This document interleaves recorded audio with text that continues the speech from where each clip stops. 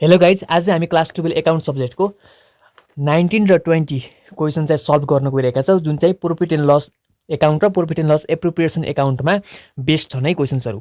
19 र 20 क्वेसन्सलाई चाहिँ सल्भ गर्नेछौँ, सो ध्यान दिएर हेर्नु होला। 19 क्वेसन चाहिँ मैले यसरी फर्मेट बनाइसकेको छु प्रोफिट एन्ड लस एकाउन्टको, तपाईँहरूले पनि यसै गरेर बनाउनु होला।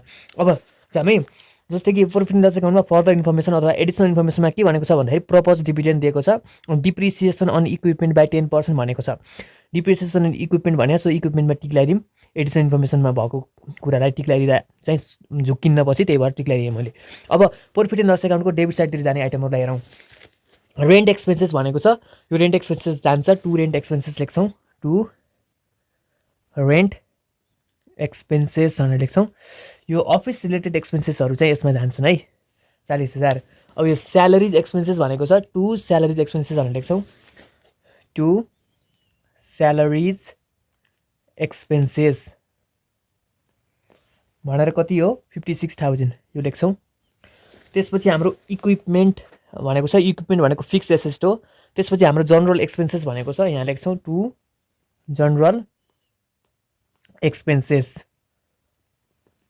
भनेर चाहिँ हामीले 1,60,000 चाहिँ हामीले यहाँ लेख्छौँ। अब यो डेबिट साइडतिर जाने है, यो डेबिटको आइटम हो, यो क्रेडिटको आइटम हो। डेबिट साइडतिर जाने डेबिट साइडमै चढ्छन्, क्रेडिट साइडतिर भएका आइटमहरू चाहिँ क्रेडिट साइडतिर चढ्छन्, डेबिट साइडतिर भएका आइटमहरू सबके यति नै हुन्। अब हामी यतातिर जाउँ, क्रेडिट साइडतिर जाउँ। सेयर क्यापिटल भनेको चाहिँ यो सेयर क्यापिटल भन्ने यो लायबिलिटिजको सेयर क्यापिटलमा जान्छ। ग्रस प्रफिट भनेको छ, हो यहाँ जान्छ है, gross profit by gross profit. Gross profit भनेको ट्रेडिङ एकाउन्टबाट निक्लेको हो क्या, यो ग्रस प्रफिट भनेको ट्रेडिङ एकाउन्टबाट निकालेको कुरा हामीले यहाँ प्रोफिट एन्ड लस एकाउन्टमा लेख्थ्यौँ नि, हो यही हो, यहाँ दिएको ग्रस प्रफिट दियो।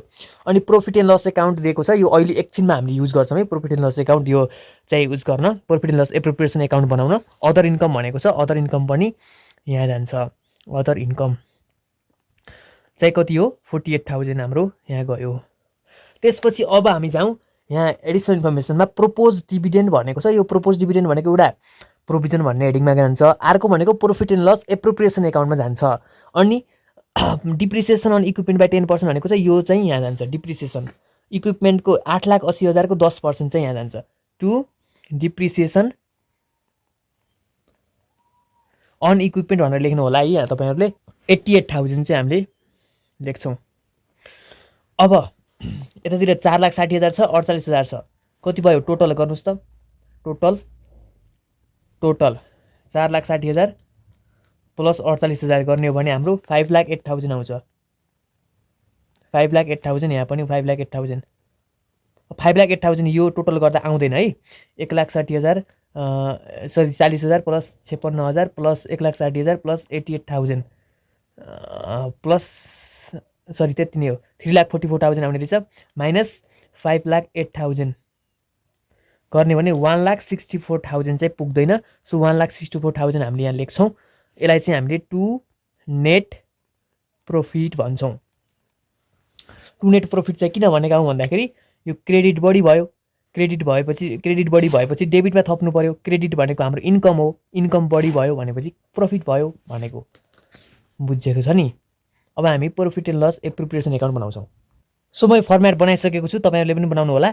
अब यो नेट प्रफिटलाई हामीहरूले यहाँ ओपनिङ ब्यालेन्स बनाउँछौँ, ओके, बाई ब्यालेन्स सरी यो होइन, ओ नेट प्रफिटलाई होइन, हामीले चाहिँ यहाँ यसलाई यो बाई ब्यालेन्स भनेर नकेरेको भए हुन्थ्यो मैले। बाई ब्यालेन्स बिडी भनेर हामीले यो यसलाई होइन, नेट प्रफिटलाई होइन, यहाँ यो है प्रोफिट एन्ड लस एकाउन्ट भनेर देख्यो नि 72,000, ओ यसलाई लेख्छौँ है 72,000 बाई ब्यालेन्स बिडी भनेर है। अनि बाई नेट प्रफिट भनेर चाहिँ हामीले यो यही नै लेख्छौँ 1,64,000। यतातिर जाने आइटम लगभग यति नै हो है। तपाईँहरूको यो profit and loss appropriation account एकदमै सजिलो हुन्छ। यतातिर जाने आइटम लगभग यति नै हो। अर्को प्रोभिजन फर ट्याक्स भन्ने हुन्छ, त्यो चाहिँ ट्रायल ब्यालेन्समा दिएको प्रोभिजन फर ट्याक्स मात्र लेख्ने हो। एडिसनल इन्फर्मेसनमा दिएको प्रोभिजन फर ट्याक्स फेरि उता प्रोफिट एन्ड लस एकाउन्ट र ब्यालेन्स सिटको प्रोभिजन भन्ने हेडिङमा जान्छ, त्यो यहाँ जाँदैन। यतातिर जाने आइटम लगभग यति नै हुन्, बाई ब्यालेन्स बिडी र नेट प्रफिट। अब हेरौँ, अनि बाई ब्यालेन्स बिडीमा चाहिँ यो प्रोफिट एन्ड लस एकाउन्ट अथवा profit and loss appropriation account अथवा यसै गरेर पिएल एकाउन्ट भनेर दिएको होला अथवा रिटेन अर्निङ भनेर दिएको होला, त्यो चाहिँ लेख्ने हो। अब यतातिर चाहिँ हाम्रो के लेखिन्छ भन्दाखेरि टु जनरल रिजर्भ लेखिन्छ। एउटा जनरल रिजर्भ भनेर दिएको छ, यहाँ कतै दिएको छैन, यहाँ एडिसनल इन्फर्मेसनमा पनि दिएको छैन। अर्को लेखिन्छ प्रोपोज डिभिडेन्ड भनेर दिएको छ।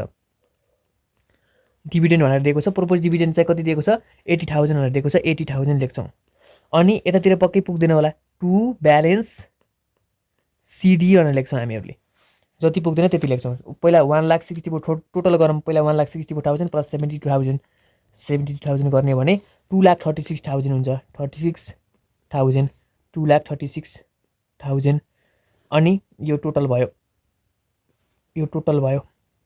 2,36,000 माइनस 80,000 गर्ने भने 1,56,000 1,56,000 चाहिँ हामीले यसरी लेख्छौँ र यसलाई चाहिँ टोटल भनेर यसरी बनाइदिन्छौँ।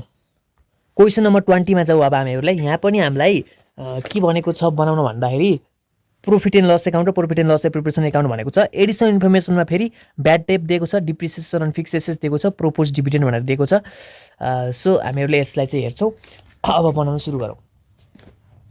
ल हेर्दै जाउँ। क्लोजिङ स्टक भनेको यो ब्यालेन्स सिटमा जान्छ, किनभने ट्रायल ब्यालेन्समा दिएको क्लोजिङ स्टक ब्यालेन्स सिटमा जान्छ। फिक्स एसेट्समा जान्छ, ब्यालेन्स सिटको डेप्टर यो करेन्ट एसेट्समा जान्छ, ब्यालेन्स सिटको स्यालेरिज यहाँ जान्छ है, टु स्यालेरिज। अब यसमा एडिसनल इन्फर्मेसनमा आउटस्ट्यान्डिङ भनेको भयो हामीले त्यहाँ एड गर्थ्यौँ, तर भनेको छैन, सो हामीले लेख्छौँ सिधै 30,000। त्यसपछि हाम्रो हेर्नुहोस् है, इन्सुरेन्स भनेको छ, यो इन्सुरेन्स पनि यहीँ जान्छ, टु इन्सुरेन्स 20,000। अनि हेर्नुहोस् है, रेन्ट भनेर पनि दिएको छ, टु रेन्ट 10,000। रेन्टको चाहिँ एडिसनल इन्फर्मेसनमा केही दिएको छ, दिएको छैन भनेदेखि त्यहाँ रेन्ट नै लेख्छौँ। अनि क्यारेज अन सेल्स भनेको छ है, बेच्दाखेरि लागेको खर्च हो यो, क्यारेज अन सेल्स यहीँ लेख्छौँ। क्यारेज अन पर्चेस भनेको भए यो ट्रेडिङ एकाउन्टमा जान्थ्यो, तर क्यारेज अन सेल्स हाम्रो यहाँ जान्छ 5,000। अनि ब्याङ्क ब्यालेन्स भनेको छ करेन्ट एसेट्स। स्टेसनरी भनेको छ यहीँ जान्छ, स्टेसनरी कति हो 3,000। सो डेबिट साइडतिर जाने आइटमहरू सबै सकियो है त हाम्रो यसमा। अब क्रेडिट साइडतिर जाने आइटम हेरौँ। ग्रस प्रॉफिट दिएको छ सुरुमै ग्रस प्रॉफिट लेख्ने, बाई ग्रस प्रॉफिट। यो चाहिँ यो ट्रेडिङ एकाउन्टबाट निकालेको ग्रस प्रॉफिट हो 9,90,000, जुन चाहिँ हामीले सुरुमै लेख्थ्यौँ, અહીં पछि पनि अहिले पनि सुरुमै लेख्छौँ। सेयर क्यापिटल भनेको यो सेयर क्यापिटल भन्ने यो लायबिलिटिजको सेयर क्यापिटल भन्ने हेडिङमा जान्छ। पिएल एकाउन्ट अहिले पिएल एप्रोप्रिएसन एकाउन्ट बनाउन काम लाग्छ। लोन भनेको यो पनि लायबिलिटिज भयो, क्रेडिटर यो पनि लायबिलिटिज भयो। कमिसन भनेको छ यो कमिसन रिसिप्ट हो, इन्कम हो यो है, बाई कमिसन लेख्छौँ। कमिसन कति हो 50,000 छ, 50,000 लेख्छौँ। त्यसपछि अब हाम्रो यतातिर जाउँ हामीहरू केमा भन्दाखेरि एडिसनल इन्फर्मेसनमा। एडिसनल इन्फर्मेसनमा ब्याड डेट भनेको छ है, यो ब्याड डेट भनेको डेप्टरबाट घट्छ, त्यसपछि हाम्रो चाहिँ प्रॉफिट एन्ड लस एकाउन्टमा आउँछ। सो यहाँ टु ब्याड डेट भनेर 10,000। प्रॉफिट यो चाहिँ डेप्टर भनेको एसेस्ट भयो, एसेस्टबाट घट्छ, एसेस्टबाट डेप्टरबाट घटेर डेप्टरबाट लेस हुन्छ। डेप्टर भनेको डेबिट हो, एसेस्ट हो, डेबिटबाट लेस हुन्छ। अनि यो पिएल एकाउन्टको डेबिटमा आउँछ है। यो के भन्दाखेरि यो ब्याड डेट भन्ने कुरा। सो लेस गरेको सेम साइड, एड गरेको अपोजिट साइड, त्यो त तपाईँलाई थाहा नै छ होला पक्कै पनि। अनि अर्को डिप्रिसिएसन अन फिक्स एसेट्स भनेको छ। यो फिक्स एसेट्स भनेको एसेट्स भयो, यो फिक्स एसेट्सबाट घट्छ, त्यसपछि अर्को चाहिँ हाम्रो प्रॉफिट एन्ड लस एकाउन्टमा आउँछ, to depreciation on fix asset. Fixed assets लेख्नु होला, मेरो चाहिँ ठाउँ पुगेन। फिक्स एसेट्सको कति छ भन्दाखेरि फिक्स एसेट्स 9,68,000 छ। कति हुन्छ यसको 10%, 96,800 है, यसको यो भइहाल्यो। त्यसपछि हाम्रो अर्को छ प्रोपोज डिभिडेन्ड भनेको छ। यो चाहिँ प्रोपोज डिभिडेन्ड भनेको त यहाँ जाँदैन। सो पुरै यो टोटल गर्दाखेरि चाहिँ 10,40,000 हुन्छ। यता पनि 10,40,000 लेख्यौँ र यो पुरै जोडेर 10,40,000बाट घटाउँदा चाहिँ 8,65,200 चाहिँ आउँछ है। यो चाहिँ के हो भन्दाखेरि टु नेट प्रॉफिट हो, टु नेट प्रॉफिट। यसरी चाहिँ तपाईँहरूले लेख्नु होला र यसलाई चाहिँ हामीहरूले स्केलले चाहिँ तान्छौँ। अब चाहिँ हामीहरूले profit and loss appropriation account बनाउँछौँ। यसको फर्मेट बनाइसकेको छु मैले। अब यो नेट प्रॉफिट भनेर दिएको छ। योभन्दा अघि चाहिँ हामीहरूले यहाँ दिएको profit and loss account PL account भनेर दिएको छ। यहाँ जुन ट्रायल ब्यालेन्समा पिएल एकाउन्ट अथवा प्रॉफिट एन्ड लस एकाउन्ट अथवा profit and loss appropriation account अथवा रिटेन अर्निङ यिनी भनेर दिन्छ। यो चाहिँ कति दिएको छ भन्दाखेरि 30,000 भनेर दिएको छ। यहाँ लेख्छौँ बाई ब्यालेन्स बिडी भनेर ओपनिङ ब्यालेन्स 30,000 त्यसपछि यो लेख्छौँ नेट प्रॉफिट बाई हो है, यतातिर क्रेडिट साइडतिर लेख्ने 8,65,200। त्यसपछि यतातिर लेख्छौँ 2 जनरल रिजर्भ अथवा जनरल रिजर्भ हाम्रो यहाँ छैन है, कतै पनि छैन, एडिसनल इन्फर्मेसनमा पनि छैन।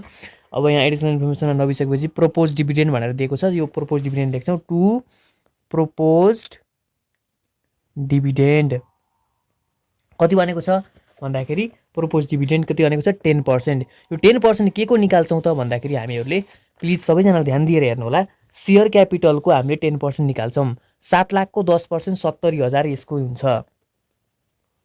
सक्यो। अब टोटल गर्छौँ, टोटल 8,65,200 8,65,200 प्लस 30,000 गर्दाखेरि 8,95,200 हाम्रो हुन्छ। यता पनि हाम्रो 8,95,200 हुन्छ। सो 8,95,200 माइनस 70,000 गर्ने हो भने 8,25,200 है, यति चाहिँ हुन्छ। यो चाहिँ के हो 2 ब्यालेन्स सिडी भनेर क्लोजिङ ब्यालेन्स यति भयो। अब यसलाई चाहिँ हामीहरूले यसरी लेख्छौँ र क्वेसन नम्बर 19 र 20 चाहिँ हामीहरूले सक्यौँ र यो भिडियोको द एन्ड पनि यही भयो। अर्को चाहिँ हिसाबहरू अब अरू हिसाब profit and loss preparation account र ब्यालेन्स सिटको हिसाब चाहिँ आउँदैछन्, त्यसको लागि प्रतीक्षा गरेर बस्नु होला। थ्याङ्क यू सो मच सबैजनालाई।